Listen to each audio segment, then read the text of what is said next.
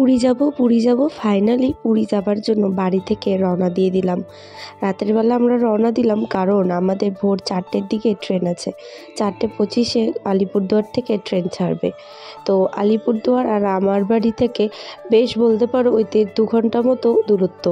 তো ওর জন্য আমরা রাতের বেলা সবাই মিলে বেরিয়ে পড়েছি। একটা গাড়ি রিজার্ভ করে নিয়েছি, সকলে মিলে সেই গাড়ি করে বেরিয়েছি। আমাদের দিনহাটা থেকে বা নিউ কুচবিহার থেকে ডাইরেক্ট পুরী যাবার ট্রেন নেই, তো সেই জন্য আলিপুরদুয়ার থেকেই ধরা। বেশ সেদিন ঠান্ডা ছিল, মানে খুবই ঠান্ডা ছিল। তারপরে আমরা দেখো স্টেশনে নেমে গেছি সবাই মিলে। তারপরে শুরু হলো ট্রেনের অপেক্ষা। তো অপেক্ষা করার জন্য দেখলাম ওয়েটিং রুমে কোথাও কোনো তো জায়গা নেই। নিচে কোনো মতন এক সাইডে একটু জায়গা বের করে নিয়েছি, বের করে তারপরে বসে শুয়ে আর কি কাটাচ্ছি। ভীষণ ঠান্ডা হাওয়া মারছে দুদিক থেকেই, তাও ওভাবে বসে আছি। আর ট্রেনটা মাঝখানে একটু লেট করে দিল, মানে ট্রেন হচ্ছে 4:25-এর জায়গায় 5:25-এর সময় আর কি ট্রেনটা ছেড়েছে। এখানে 8 জন, এখান থেকে 8 জন মিলে যাচ্ছি পুরী, ওখান থেকে আরো অ্যাড হবে, টোটাল 12 জন যাবো আমরা। এই যে আমার শাশুড়ির হাসি দেখো। ট্রেন ছিল আমাদের হচ্ছে 4:25-এ, কিন্তু ট্রেন হচ্ছে লেট, এখন বাজে 5:15, এখনো ট্রেন ঢোকেনি। তো আর একটু মানে 5:30 বেজেই যাবে ট্রেনে উঠতে উঠতে। আর আমাদের হচ্ছে S6, আমরা 4 জন S6, মানে আমার বাড়ির 3 জন আর হচ্ছে সুমন, 4 জন আমরা S6, আর বাকিরা S10, আর আমার বাড়ির লোক আমরা S6, এরকম করে হয়েছে। এই যে ট্রেনে উঠলাম আর আমাদের ট্রেন ছাড়লো পাক্কা 1 ঘন্টা লেট। 5:24-এ ট্রেনটা ছাড়লো, 4:25-এ ঢোকার কথা ছিল। যাই হোক, চলো যাই এবার সামনে থেকে এনজিপি থেকে মারা উঠবে।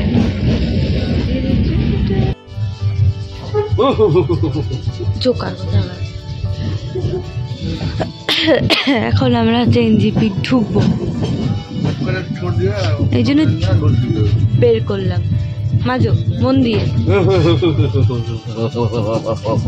পাগল।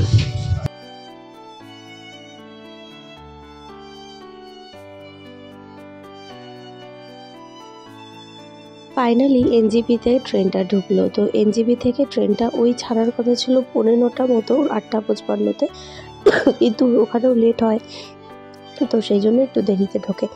তো তারপরে আমরা সকালবেলার খাওয়া দাওয়া এখন করবো। তো সবাই ট্রেনে উঠে গেছে ফাইনালি, এবার আর কি খাওয়া দাওয়া করবো। তো বাড়ি থেকে গতকাল রাতে আমি যে খাবারগুলো বানিয়ে এনেছি, তা আমি সকালবেলার খাবারটা বানিয়ে এনেছি আর মা দুপুরে। তো দেখো কি কি খাবার এনেছি। এখানে রুটি রয়েছে, আর রয়েছে নিরামিষ ঘুগনি, আর করেছিলাম পরোটা, আর একটা মিক্সড ভেজ করেছিলাম, তারপরে আর একটা হচ্ছে পেঁয়াজ রসুন দিয়ে ঘুগনি, আর করেছিলাম হচ্ছে পোলাও। এই ছিল আমার রান্নাবান্না, আর একটু ডিম ভুজিয়াও করে নিয়ে গেছিলাম। তো এই ছিল আমার রান্নাবান্না। সবাইকে খেতে দিয়ে দিচ্ছি, সবাইকে খেতে দিয়ে আমি খাবো। ট্রেনে না সব থেকে খাওয়া দাওয়াটা খুব আমার মানে প্রবলেম হয়ে যায়, এই ঠিকঠাকভাবে সব খাবারগুলোকে বাড়া, সবাইকে দেওয়া ট্রেনের ঝাঁকুনিতে খুবই মুশকিল হয়ে যায় কিন্তু।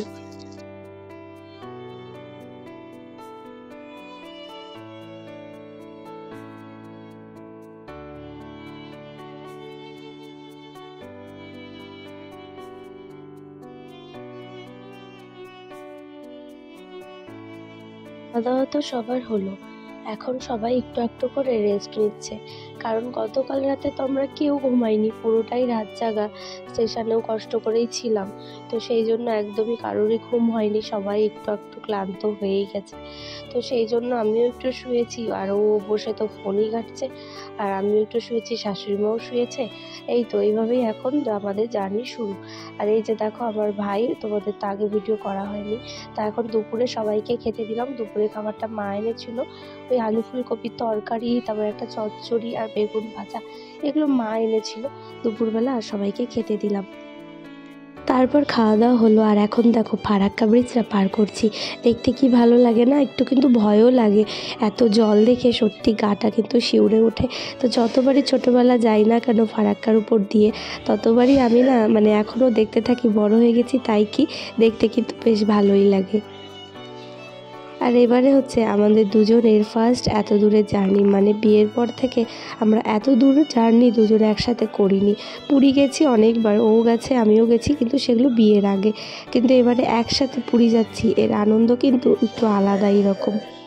পুরো পরিবার নিয়ে ঘুরতে যাওয়ার মজাই আলাদা। শুধু দিদিদের মিস করছি, দিদিরা আসলে আরও কিন্তু ভালো হতো। আর সন্ধেবেলায় আমার বাদরামও পাঁপড় কিনেছি, পাঁপড় হাতে নিয়ে এই নকশাগুলো করে যাচ্ছিলাম। আর তারপরে দেখো সন্ধেবেলার আড্ডা চলছে, সবাই একটু একটু করে খাওয়া দাওয়া করছে। আমারও দেখাই যায় না, এই জানে। আরে মনা বললো দোকান যা ভিডিও কল করবে, এখানে মনা নেই, মনা একটু পরে। কেউ না, এটা ভিডিও হচ্ছে। কিন্তু বুড়ি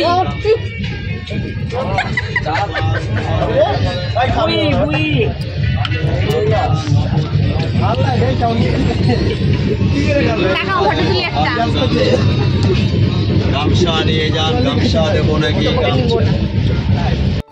তো তারপরে দেখো এখন না নবদ্বীপ ঢুকলাম রাতের বেলায়।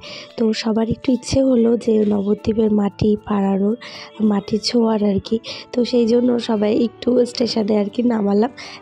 এখানে বেশিক্ষণ দাঁড়ায় না, কিন্তু সবার ইচ্ছে, তাই বললাম যে হ্যাঁ নামো। মামিকে আর ওদিকে আমার মানে মামি শাশুড়ি, পিসি শাশুড়ি আর আমার পা, 3 জন মিলে নেমেছিল, সাথে আমি। তো ওদেরকে একটু ফটো তুলে দিলাম, ওরাও একটু প্রণাম করলো, তারপরে উঠলো। এখন দেখো নেক্সট ডে মর্নিং আমরা আর একটু পরে কিন্তু পুরী ঢুকে যাব। ট্রেনটা একটু লেট চলাতে তাই একটু দেরি হচ্ছে, নয়তো সকালবেলা আমাদের পৌঁছে যাওয়ার কথা ছিল, তাই আমাদের একটু লেট হলো। যাই হোক অবশেষে আর কি পুরী পৌঁছাবো। অনেক দিনের ইচ্ছে পুরী আসবো, বিয়ের পরে বর নিয়ে পুরো পরিবার নিয়ে ফাইনালি সেই ইচ্ছেটা পূরণ হতে যাচ্ছে। এই সময় ভীষণ আনন্দ হচ্ছিল, আর তার সাথে বাবাকে ভীষণ মিস করছিলাম, যে বাবার ইচ্ছেটা ছিল, আজ সেই ইচ্ছেটা পূরণ হলো, কিন্তু সেটা বাবাকে ছাড়াই। তো বাবাকে না ভীষণভাবে এই সময়টা মিস করছিলাম আমি। যাই হোক বাবা আছে কোথাও, দেখছে ঠিকই। তো দেখো 9:28 বাজে, এখন আমরা পুরী স্টেশনে নেমে গেলাম সবাই মিলে। আর তারপরে একটা গাড়ি বুক করে নিলাম, আর গাড়িটাতে করে এখন আমরা যাব হচ্ছে স্বর্গদুয়ার। ঠিক স্বর্গদুয়ারের পাশেই আমাদের রুম নেওয়া আছে। ঠিক পুরী যেতে কত কি খরচ, কোন হোটেলে আমরা ছিলাম, কি যাবতীয় সব কিছু তোমাদেরকে আমি সবটা শেয়ার করব। যতটা লো প্রাইসে আর কি পুরীতে ঘোরা যায় সে বুদ্ধি তোমাদেরকে আমি দেবো। আর 2 জন, পিছনে 2 জন, সামনে আরো 2 জন। ওই দেখো সমুদ্র, দেখছো? ওই যে আমার স্বপ্নের জায়গা, আমার ভালো লাগার জায়গা, ফাইনালি এসে পৌঁছালাম আমার পুরো পরিবার নিয়ে। তো এর আনন্দ মানে কি বলবো, ভাষায় প্রকাশ করতে পারবো না তোমাদের। তো চলো ভিডিওটা এখানে শেষ করছি, আমরা এখন রুমে যাব, এর পরে ভিডিও সেখান থেকে শুরু করব। তাহলে আজ আসছি, ভিডিওটা এখানে শেষ করছি, দেখা হবে তোমাদের সাথে পরের ভিডিওতে। পরে কিন্তু আরও সুন্দর সুন্দর ব্লগ আসবে, সবাই কিন্তু ব্লগগুলো অবশ্যই দেখো। চলো তাহলে আসছি, দেখা হচ্ছে নেক্সট ভিডিওতে। টাটা।